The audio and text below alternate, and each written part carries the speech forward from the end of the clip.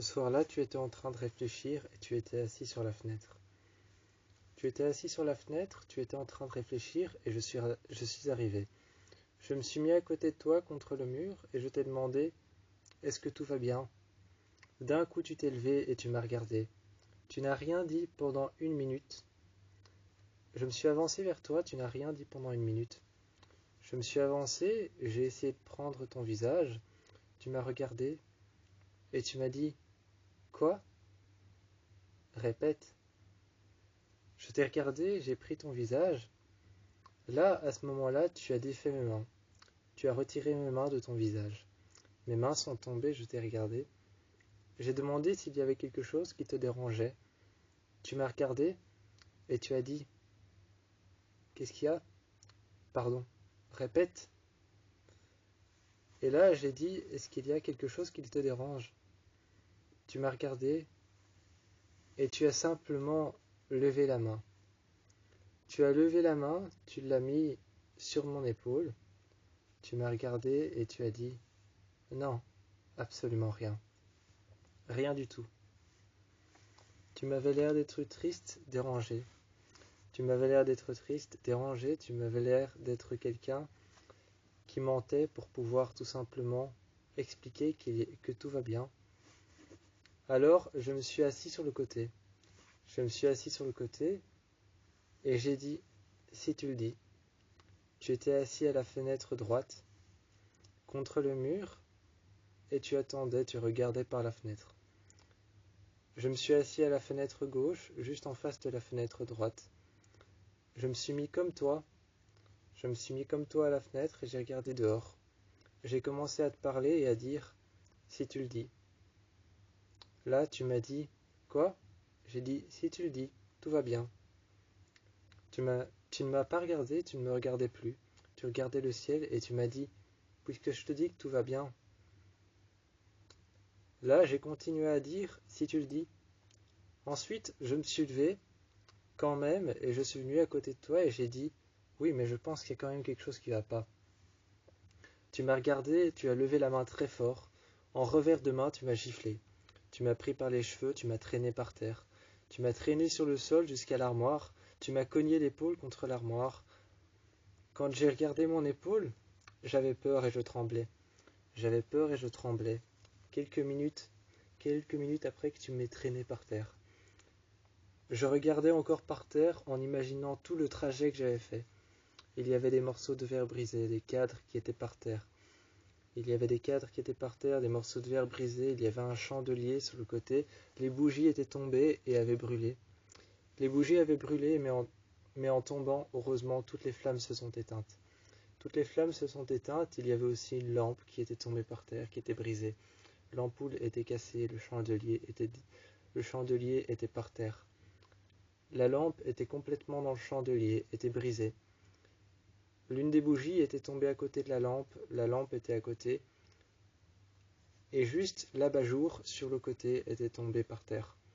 Je regardais ce décor renversant.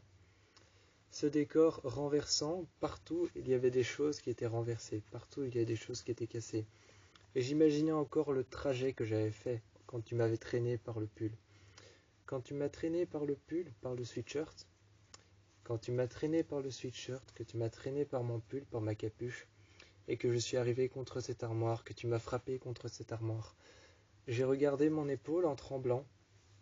J'ai regardé mon épaule en tremblant, et en mettant ma main sur mon épaule, j'ai eu mal. J'ai alors légèrement tourné ma tête sur le côté. Là, tu m'as regardé et tu as pris ma tête et tu as dit: regarde. Sévèrement, tu as dit: regarde. J'ai regardé. Je t'ai regardé et tu étais debout. Tu étais déjà en train de serrer les poings et d'écarter un peu les bras. Tu écartais un peu les bras légèrement, qui ne touchaient plus tes côtes. Et je te regardais, je ne te reconnaissais plus. Je regardais dans le miroir et je m'étais rendu compte que si tu avais frappé plus fort, tu aurais pu me briser la nuque et je serais peut-être mort. J'ai regardé alors mon épaule. Il y avait une ligne rouge. Il y avait une ligne rouge, une ligne de sang, et tout au-dessus, c'était mauve et brun. il y avait une ecchymose qui traversait toute mon épaule. Cette ecchymose traversait toute mon épaule et montait jusqu'au niveau de la clavicule. Juste en dessous, il y avait une sorte de marque rouge, une sorte de ligne rouge. Et juste au-dessus, c'était bleu, tout bleu un peu mauve, tout bleu un peu brun. Je regardais mon épaule qui était complètement brun, complètement mauve, comme une grosse ecchymose. Même de temps en temps, à certains endroits, je regardais, et elle était noire. À un moment, tu m'as repris par cette même épaule et tu m'as refrappé contre le mur. Tu m'as tenu contre le mur, les bras vers le haut.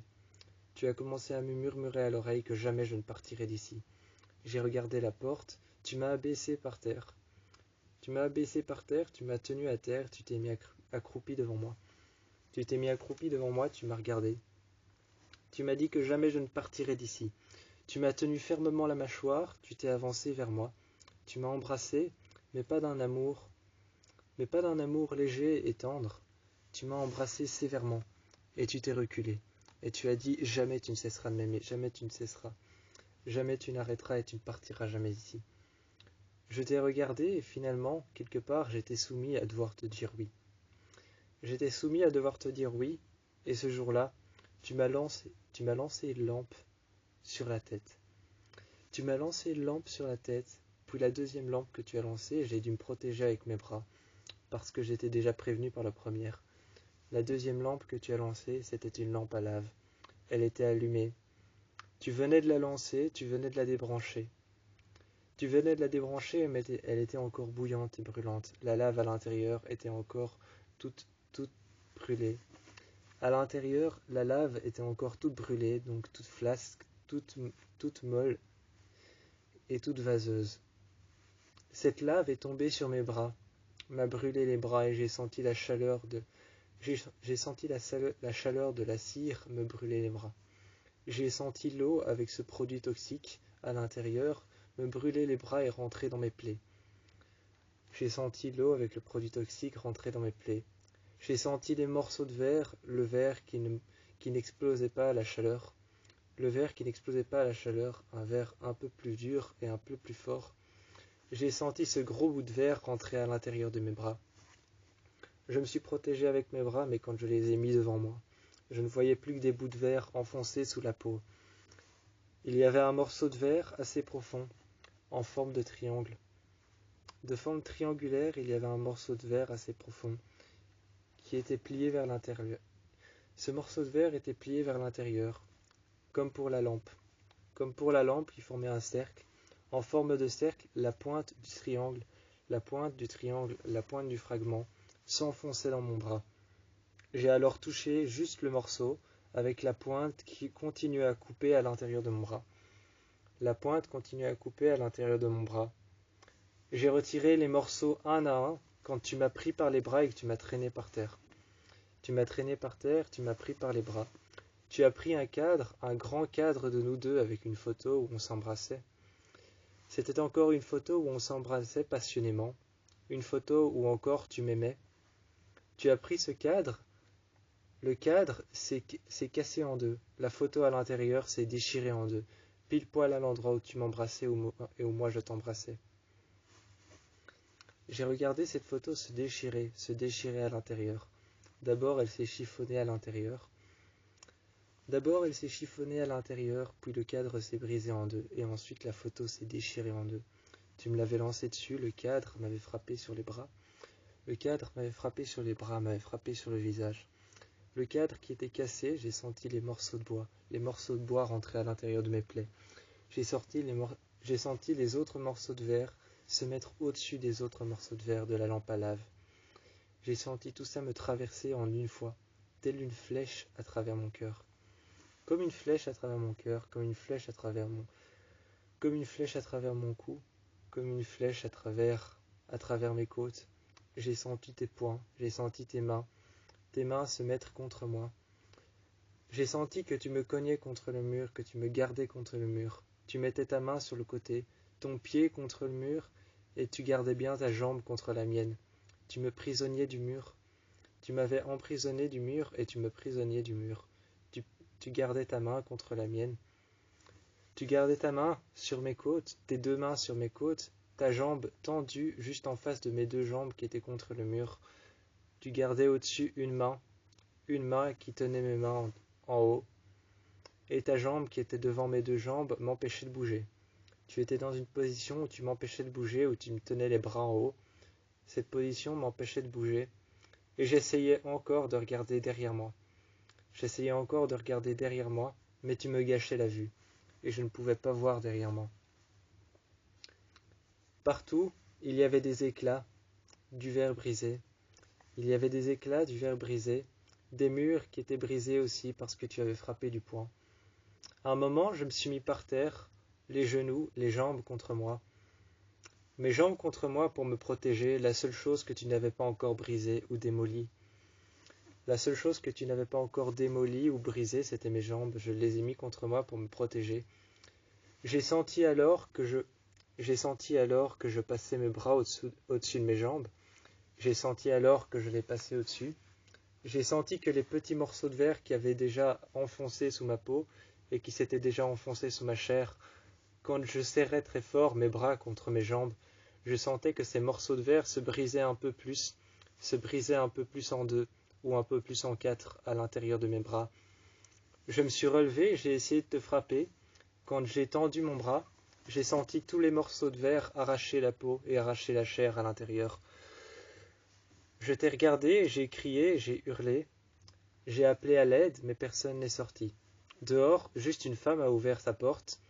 Je l'ai regardée hausser les épaules. Elle a dit quelque chose, j'ai vu ses lèvres bouger, mais je n'ai rien entendu. Tu m'as ramené à l'intérieur, tu as fermé la porte, tu as jeté les clés. Tu as jeté les clés dans le feu ouvert dont les flammes s'allumaient automatiquement s'il y avait un mouvement.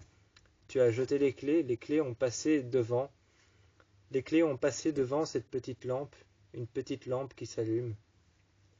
Une petite lampe qui s'allume, que très peu, mais pour pouvoir détecter un mouvement, le mouvement de nos mains. Cette lampe s'est alors allumée et avait détecté les clés qui sont passées dessus, qui avaient glissé. Cette petite caméra qui détecte nos mains pour allumer le feu avait justement allumé le feu, et les clés, je les sentais en train de brûler sous les flammes. Elles étaient sous les flammes, posées par terre, à même le sol, juste derrière la vitre que tu avais pris le temps de soigneusement refermer avant de te retourner vers moi et de me jeter un regard meurtrier. Là, je t'ai regardé et je ne te reconnaissais plus. Je me souvenais encore de la vitesse à laquelle tu avais éjecté les clés de l'autre côté de la pièce pour ne pas que je puisse les attraper, et quand elles ont passé la caméra qu'il y avait au sol, une sorte de petite vitre découpée en lignes. À l'intérieur, en dessous, il y avait des capteurs, une caméra. On passait sa main au-dessus. Je me souviens que chaque soir, quand moi j'attendais avec ma tasse de café en main ou ma tasse de thé en main, que j'étais posé contre le fauteuil et que j'attendais ta compagnie avec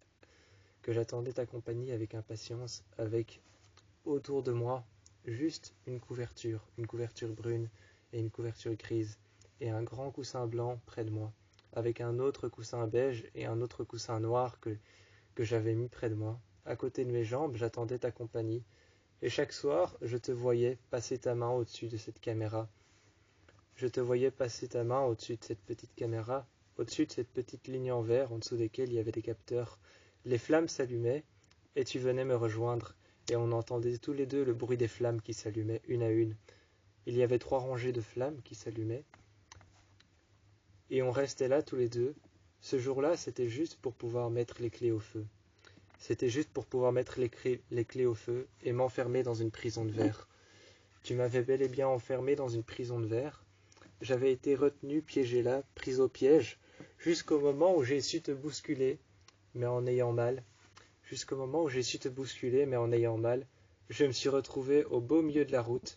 Tout le monde me regardait et m'évitait. Un moment, j'ai appelé à l'aide et posé ma main pleine de sang sur la robe blanche d'une femme. Cette femme s'est retournée, énervée, elle m'a poussé. Elle m'a poussé brusquement, m'a repoussé les épaules. J'étais avec mes bras ensanglantés, couverts de morceaux de verre et couverts de blessures ouvertes, avec le sang qui coulait encore très fort. Une femme m'a regardé et est passée devant moi. Elle m'a évité quand je lui ai demandé de l'aide, quand je lui ai demandé de m'emmener aux urgences ou d'appeler quelqu'un pour pouvoir m'aider. Elle a caché les yeux de son fils, a pris l'autre trottoir et est partie, jusqu'au moment où une voiture s'est arrêtée. Cette voiture s'est arrêtée, m'a pris à l'arrière et m'a demandé ce qui m'est arrivé. Elle se fichait qu'il y ait plein de sang sur la moquette. Elle se fichait qu'il y ait plein de sang à l'arrière, sur la moquette. Il s'en fichait. Il s'en fichait totalement que le sang se répande partout dans la voiture, sur les sièges, sur le cuir blanc à l'intérieur. C'était une Mercedes noire avec les vitres teintées à l'arrière et à l'avant. Le conducteur s'est retourné, je l'ai regardé. C'était un homme et une femme. La femme avait un manteau noir. La femme avait un manteau noir et arrivée aux urgences, ils m'ont tenu par les épaules, le seul endroit où on pouvait encore me tenir, en me faisant mal, mais sans vraiment toucher les morceaux de verre. Le plus important, c'était mes bras. Ils m'ont tenu par les épaules. J'avais très mal, mais je faisais semblant de ne pas avoir mal. J'avais très mal, je faisais semblant de ne pas avoir mal, ils me regardaient. Je mordais sur mes dents, je mordais très fort sur mes dents. Ils m'ont regardé, m'ont assis par terre. Tout de suite, une infirmière s'est levée derrière. Tout de suite, une infirmière s'est levée et m'a regardé. Elle m'a demandé mon état, j'ai retiré mon pull, et elle a vu que j'étais couvert d'échymoses, couvert de coups, de blessures, de bleus, mais surtout d'une grosse échymose à l'épaule, qui était toute mauve, toute bleue, toute rouge, et où le sang avait commencé à faire gonfler mon épaule. Le sang avait fait gonfler mon épaule. L'échymose était tellement profonde. La plaie sur mes bras était tellement profonde. C'était surtout cette échymose sur tout mon épaule qui recouvrait tout mon épaule et ma clavicule, qui était toute brune, qui était toute rouge et presque toute bleue, sur laquelle elle la regardait. Je voyais que l'infirmière était en train de la regarder, mais juste la regarder. Elle me posait des questions. Qui m'a fait ça? Comment est-ce que je me suis fait ça? Est-ce que c'était un accident? Elle me demandait à quel point j'ai eu mal sur une échelle de 1 à 10, à quel point la douleur était tolérable ou intolérable. Je lui ai dit sur une échelle de 1 à 10, 20. Elle m'a regardé et n'osait même pas toucher mon épaule. Un moment, je me suis simplement un peu penché vers elle et je lui ai dit c'est bon, vous pouvez toucher. J'ai déjà eu pendant une demi-heure et pendant plusieurs années aussi mal que ça tous les jours. Elle m'a regardé et m'a simplement répété mon pauvre. Elle a touché mon épaule, j'ai eu mal, j'ai serré très fort les dents. La jeune femme qui conduisait la voiture, qui s'est arrêtée en plein milieu de la route pour pouvoir me récupérer, lorsque j'entendais encore les bruits de klaxon dans ma tête, m'a regardé, a retiré son manteau et l'a mise sur une chaise quand elle s'est éloignée en me laissant de l'espace. Elle l'a mise sur une chaise et de loin, elle m'a dit si vous voulez le mettre sur vos bras pour vous protéger, en attendant que quelqu'un vienne vous chercher. Une femme est arrivée, qui venait certainement d'une autre chambre ou alors d'un laboratoire. Elle est arrivée avec une tenue spéciale pour peut-être enlever les morceaux de verre. Elle est arrivée avec une tenue spéciale pour enlever les morceaux de verre, comme des morceaux de tissu très fin et de plastique. Elle avait une sorte de combinaison en fibre de plastique très fin sur elle. Elle avait un masque vert et cette combinaison en petit plastique tout fin, en fibre de plastique tout fin, vert, qui était accroché sur elle avec un tablier. Avec un tablier sur elle, elle est arrivée. Et ce tablier vert qu'elle avait sur elle, elle l'a accroché par devant et par derrière. C'était un tablier en plastique, comme le papier qu'on met souvent sur les... C'était la même matière que les papiers qu'on met souvent sur les tables pour pouvoir nous faire passer des examens. C'était la même matière que ces papiers qu'on déroule, ces rouleaux de papier qu'on déroule sur les tables pour nous faire passer des examens, sur les chaises allongées. C'était ce même papier-là. Elle m'a regardé et elle s'était assise. Et quand elle s'asseyait à côté de moi sur un fauteuil, eh bien, le papier se pliait et formait une sorte de récipient entre ses jambes qu'elle avait écartées. Elle a commencé à me prendre le bras, mais je me suis rejeté de l'autre côté du lit. Elle m'a dit de ne pas m'inquiéter et qu'elle allait juste m'aider.